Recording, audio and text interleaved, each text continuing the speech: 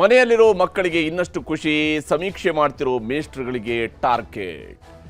ಜಾತಿ ಗಣತಿ ಅವಧಿ ವಿಸ್ತರಿಸಿದ್ಯಾಕೆ ಸರ್ಕಾರ? ಇದುವೇ ಚದುರಂಗದ ಮೊದಲ ಸ್ಟೋರಿ. ದಸರಾ ರಜೆ ವಿಸ್ತರಣೆ.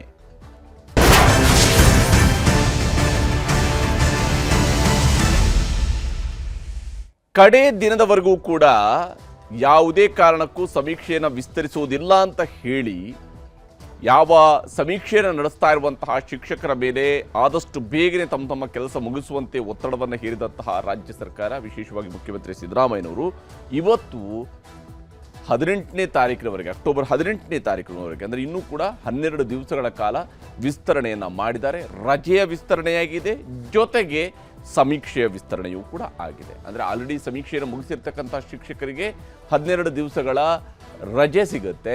ಉಳಿದಂತಹ ಶಿಕ್ಷಕರು ತಮ್ಮ ಟಾರ್ಗೆಟ್ಗಳನ್ನು ಮುಗಿಸ್ಬೇಕಾಗತ್ತೆ.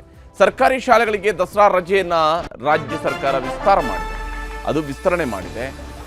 ಸರ್ಕಾರಿ ಶಾಲೆಗಳ ರಜೆಯನ್ನು ವಿಸ್ತರಿಸಿರುವಂಥದ್ದು. ಸರ್ಕಾರದಿಂದ ಜಾತಿ ಗಣತಿಯ ಸಮೀಕ್ಷೆಗಾಗಿ ಅವಧಿಯ ವಿಸ್ತರಣೆ ಆಗಿರುವಂಥದ್ದು.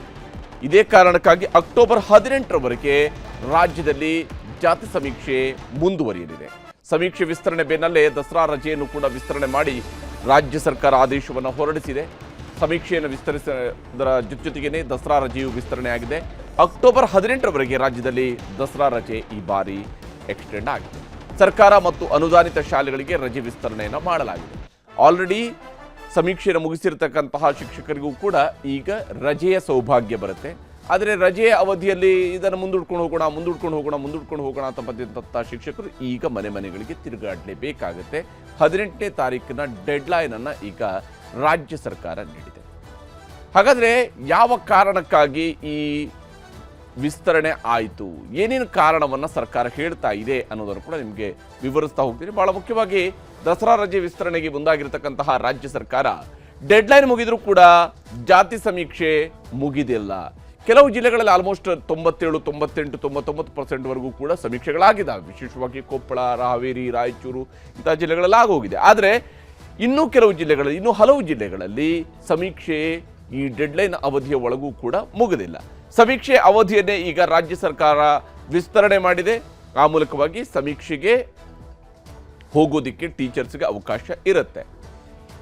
ಸಮೀಕ್ಷೆಯನ್ನು ವಿಸ್ತರಣೆ ಮಾಡಲಾಗಿದೆ. ಜಾತಿ ಸಮೀಕ್ಷೆ ಅವಧಿಯನ್ನು ಅಕ್ಟೋಬರ್ 18ರವರೆಗೆ ರಾಜ್ಯ ಸರ್ಕಾರ ವಿಸ್ತರಿಸುವಂತಹ ನಿರ್ಧಾರಕ್ಕೆ ಬಂದಿದೆ. ಇವತ್ತು ವಿಧಾನಸೌಧದಲ್ಲಿ ಹಿಂದುಳಿದ ವರ್ಗಗಳ ಆಯೋಗದ ಅಧ್ಯಕ್ಷರ ಜೊತೆಗೆ ಸೇರಿದಂತೆ ಮುಖ್ಯಮಂತ್ರಿ, ಉಪಮುಖ್ಯಮಂತ್ರಿಯವರು ಜೊತೆಗೂಡಿ ಒಂದು ಸಭೆಯನ್ನು ನಡೆಸಿದ್ದಾರೆ.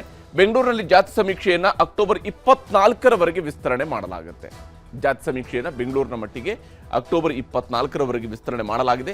ಶಿಕ್ಷಕರ ಒತ್ತಾಯದಂತೆ ದಸರಾ ರಜೆಯನ್ನು ಕೂಡ ವಿಸ್ತರಿಸಲಾಗಿದೆ. ಯಾಕೆಂದರೆ ಶಿಕ್ಷಕರ ಸಂಘದವರು ಈಗಾಗಲೇ ಸರ್ಕಾರಕ್ಕೆ ಮನವಿ ಮಾಡಿದ್ರು, ನಮ್ಮ ಶಿಕ್ಷಕರೆಲ್ಲರೂ ಕೂಡ ದಸರಾ ಸಂದರ್ಭದಲ್ಲಿ ದಸರಾ ರಜೆಯ ಅವಧಿಯಲ್ಲಿ ಕೆಲಸ ಮಾಡಿದರೆ, ಹಾಗಾಗಿ ದಯವಿಟ್ಟು ರಜೆಯನ್ನು ಕೊಡಿ ಅಂತ ಹೇಳಿ. ಈಗ ಯಾರು ಕೆಲಸವನ್ನು ಮುಗಿಸಿದಾರೋ ಅವ್ರಿಗಿದೊಂದು ರೀತಿಯಂಥ ಬೋನಸ್ ಆಗಿರುತ್ತೆ ಈ ರಜೆಯ ಅವಧಿಯಲ್ಲಿ. ಯಾರು ಕೆಲಸವನ್ನು ಮುಗಿಸಿಲ್ವೋ ಅವರು ಈಗ ಕೆಲಸವನ್ನು ಮುಗಿಸ್ಬೇಕಾಗುತ್ತೆ. ಅಕ್ಟೋಬರ್ 18ರವರೆಗೆ ದಸರಾ ರಜೆಯನ್ನು ಮುಖ್ಯಮಂತ್ರಿ ಸಿದ್ದರಾಮಯ್ಯನವರು ವಿಸ್ತರಣೆ ಮಾಡಿದ್ದಾರೆ. ರಾಜ್ಯ ಸರ್ಕಾರ ಈ ತೀರ್ಮಾನವನ್ನು ಕೈಗೊಂಡಿದೆ. ಮುಖ್ಯಮಂತ್ರಿ ಸಿದ್ದರಾಮಯ್ಯನವರು ಇದಕ್ಕೆ ಸಂಬಂಧಪಟ್ಟಂತೆ ಆದೇಶವನ್ನು ಹೊರಡಿಸಿದ್ದಾರೆ. ಖಾಸಗಿ ಶಾಲೆಗಳಿಗೆ ದಸರಾ ರಜೆ ಅನ್ವಯ ಆಗುವುದಿಲ್ಲ. ಈ ವಿಸ್ತರಿತ ದಸರಾ ರಜೆ ಖಾಸಗಿ ಶಾಲೆಗಳಿಗೆ ಅನ್ವಯ ಆಗುವುದಿಲ್ಲ. ಬಹುತೇಕ ಶಾಲೆಗಳು ನಾಳೆಯಿಂದ ಪುನರಾರಂಭಗೊಳ್ತವೆ.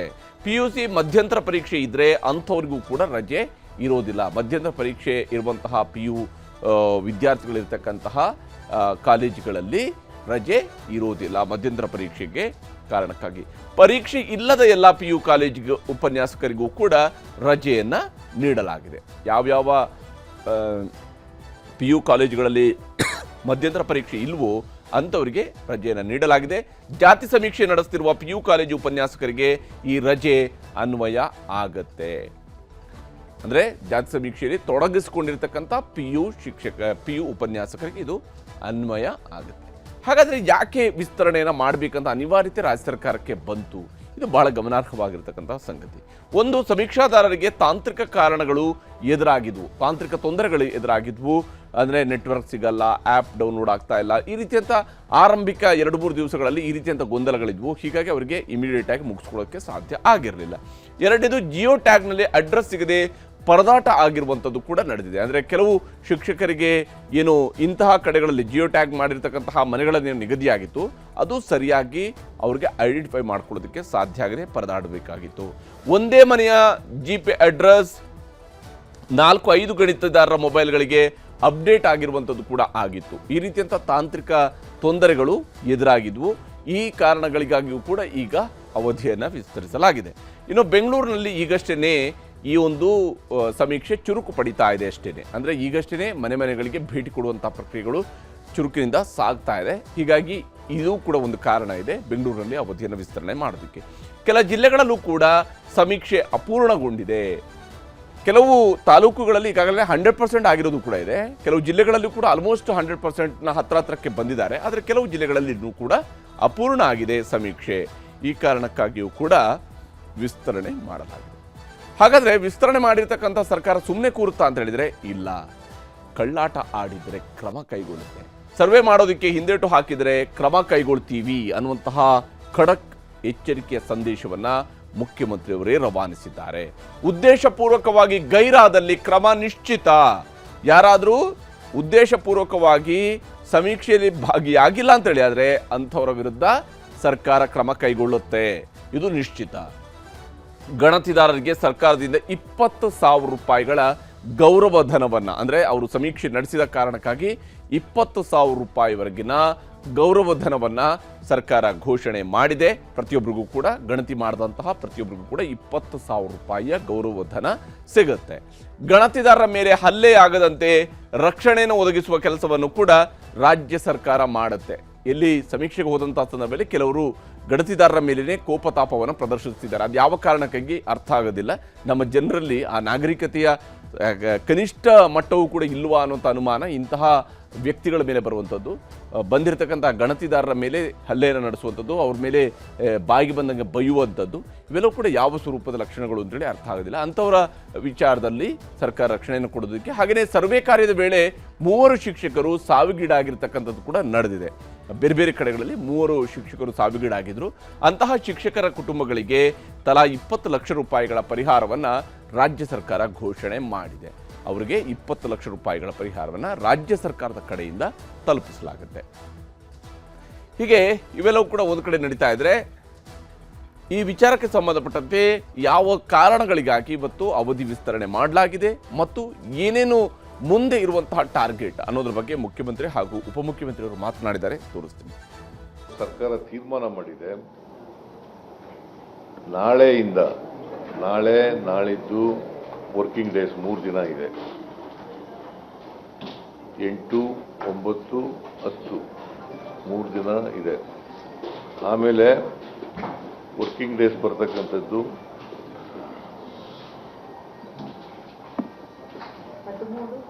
13, 14, 15, 16, 17, 18 8 ವರ್ಕಿಂಗ್ ಡೇಸು ರಜಾ, ಸರ್ಕಾರ ರಜಾ ಕೊಡ್ತಕ್ಕಂಥದ್ದು 8 ವರ್ಕಿಂಗ್ ಡೇಸ್. ಉಳಿದವು ಗೌರ್ಮೆಂಟ್ ಹಾಲಿಡೇ ಬರ್ತವೆ. 12 ದಿನ ಸಿಗ್ತದೆ. ಈ 12 ದಿನಗಳಲ್ಲಿ ಸಂಪೂರ್ಣ ಸರ್ವೆ ಕಾರ್ಯ ಮುಗಿಸಬೇಕು ಅಂತಕ್ಕಂಥ ಸ್ಪಷ್ಟವಾದಂಥ ಸೂಚನೆಯನ್ನು ಕೊಟ್ಟಿದ್ದೀವಿ. ಯಾರು ಈ ಸರ್ವೆ ಕಾರ್ಯದಲ್ಲಿ ತೊಡಗಿಸ್ಕೊಳ್ಳಲಿಕ್ಕೆ ಹಿಂದೇಟು ಹೊಡಿತಾರೆ,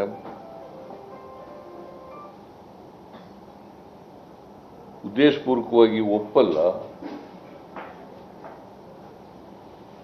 ಅಂಥವ್ರ ಮೇಲೆ ಸರ್ಕಾರ ಶಿಸ್ತಿನ ಕ್ರಮ ತಗೊಳ್ತದೆ. ಮತ್ತೆ ಇತರೆ ಅಧಿಕಾರಿಗಳಿಗೆ ಗೌರವಧನ ಕೊಡ್ತೀವಿ.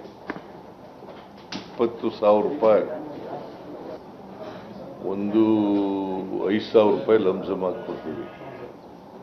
ಆಮೇಲೆ 100 ರೂಪಾಯಿ ಪರ್ ಹೌಸ್ ಕೊಡ್ತೀವಿ. ಅವರೇಜ್ 20,000 ಸಿಗುತ್ತೆ. ನಾವು ಸರ್ಕಾರ ಪರವಾಗಿ ಏನು ಮನವಿ ಮಾಡ್ತೀವಿ ಅಂತಂದ್ರೆ, ದಯವಿಟ್ಟು ಬೆಂಗಳೂರು ನಗರದಲ್ಲಿರೋರೆಲ್ಲ ಇದು ನಮ್ಮ ರಾಜ್ಯದ ಹಿತಕ್ಕೆ ಎಲ್ಲರೂ ಕೂಡ ನ್ಯಾಯವನ್ನು ಒದಗಿಸ್ಕೊಡ್ಬೇಕು ಅಂತ ಹೇಳಿ ನಾವು ತೀರ್ಮಾನವನ್ನ ಹಿಂದುಳಿದವರಿಗೆ ಮಾಡಿದ್ದೇವೆ. ಇದಕ್ಕೆ ಸಹಕಾರ ಕೊಡಬೇಕು ಮತ್ತು ಆನ್ಲೈನ್ನಲ್ಲೂ ಕೂಡ ನೀವು ಎನ್ರೋಲ್ ಮಾಡ್ಕೊಳ್ಳಿಕ್ಕೆ ಒಂದು ಅವಕಾಶ ಇದೆ. ನೀವು ಎಲ್ಲೇ ಇರಲಿ, ಹೊರಗಡೆ ಇರಲಿ, ನಿಮ್ಮ ಮಾಹಿತಿಯನ್ನ ನಿಮ್ಗೇನು ಇಷ್ಟ ಇದೆ ಅಷ್ಟು ಮಾತ್ರ ಕೊಡಿ. ನಾವು ಜಾಸ್ತಿ ನಿಮ್ಗೇನು ಒತ್ತಡವನ್ನ ಕೆಲವು ಮಾಡಕ್ಕೆ ನಾವು ಹೋಗುದಿಲ್ಲ. ಎಲ್ಲೋ ಒಂದು ಕಡೆ ಈ ಆಯೋಗ ಯಾವುದೇ ಒಂದು ಪೂರ್ವ ತಯಾರಿ ಇಲ್ಲದೇನೆ ಆತುರವಾಗಿ ಯಾರ್ದೋ ಒತ್ತಡಕ್ಕೆ ಮಣಿದು ಈ ರೀತಿ ಮಾಡ್ತಾ ಇರುವಂಥದ್ದು. ಮೊನ್ನೆ DK ಶಿವಕುಮಾರ್ ಅವರೇ ಹೇಳಿದ್ದಾರೆ, ಏನಿಷ್ಟು 60 ಪ್ರಶ್ನೆಗಳು ಯಾರು ಉತ್ತರ ಕೊಡೋಕ್ಕಾಗ್ತದೆ ಅಂತೇಳಿ. ಆದರೆ ನೀವು ಜಾತಿಗಳನ್ನು ಹೊಡೆಯಲಿಕ್ಕೆ ಇದನ್ನು ಬಳಕೆ ಮಾಡ್ತಿದ್ದೀರಿ ಹೊರತು ಸತ್ಯಾಸತ್ಯತೆಗಳು ಬರಬೇಕು, ಯಾರಿಗೆ ಸವಲತ್ತುಗಳು ಸಿಕ್ಕಿಲ್ಲ ಅವರಿಗೆ ಕೊಡಬೇಕು ಅನ್ನೋದು ನಿಮ್ಮ ಉದ್ದೇಶ ಅಲ್ಲ ಅನ್ನೋದನ್ನು ನೀವೇ ಹೇಳ್ತಿದ್ದೀರಿ. ಮುಖ್ಯಮಂತ್ರಿಗಳ ದ್ವಂದ್ವ ಹೇಳಿಕೆಗಳನ್ನು ಕೊಡ್ತಾರೆ.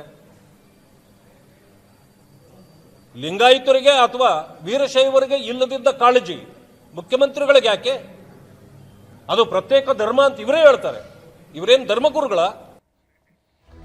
ಹೀಗೆ ಜಾತಿ ಸಮೀಕ್ಷೆಯ ಸುತ್ತಲೂ ಬಹಳಷ್ಟು ಚರ್ಚೆಗಳು ಇನ್ನೂ ಕೂಡ ಮುಂದುವರೆದಿದೆ. ಇದರ ನಡುವೆ ಸರ್ಕಾರ ಅವಧಿ ವಿಸ್ತರಣೆ ಮಾಡಿದೆ. ಈ ಅವಧಿ ವಿಸ್ತರಣೆ ಅವಧಿಯಲ್ಲಾದರೂ ಸಂಪೂರ್ಣವಾಗಿ ಸಮೀಕ್ಷೆ ಮುಗಿಯುತ್ತಾ ಅನ್ನೋಂತ ನೋಡ್ಬೇಕು. ಯಾಕಂದರೆ 100% ಅಚೀವ್ ಆಗುತ್ತಾ, ಅಟ್ಲೀಸ್ಟ್ 95%, 96%ವರೆಗೆ ಅಚೀವ್ ಮಾಡ್ತಾರಾ ಅನ್ನೋಂಥದ್ದು ಕೂಡ ನೋಡಬೇಕಾಗಿದೆ.